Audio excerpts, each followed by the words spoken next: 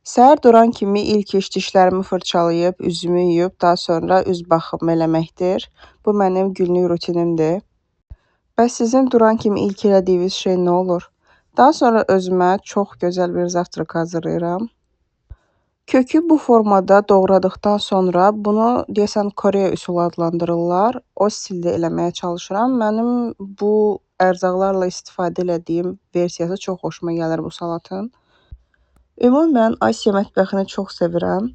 Evdə də yəni Asiya mətbəxindən olan yeməklərdən hazırlamağa xüsusi bir səy göstərirəm.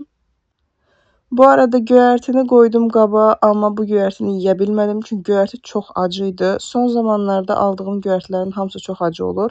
Acı olmaq səbəbini tam olaraq nədən qaynaqlandığını bilmirəm.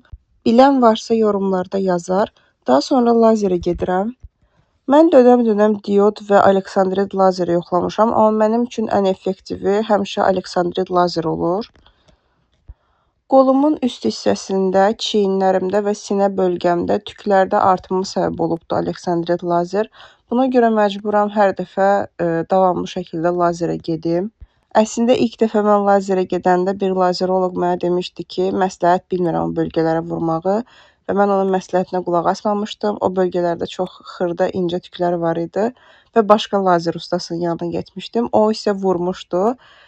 O gün bugün orada tük artımı var və həqiqətən ilk lazeroloqun məsləhətinə qulaq asmadığım üçün çox peşmanam.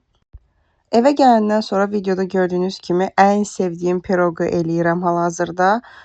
Bu piroqun içində kök, portağal, qoz və qalandakı normal piroqun içində olan bütün məhsullar var. İndi isə tökdükləri yığışdırmaq vaxtıdır. Sağ olun.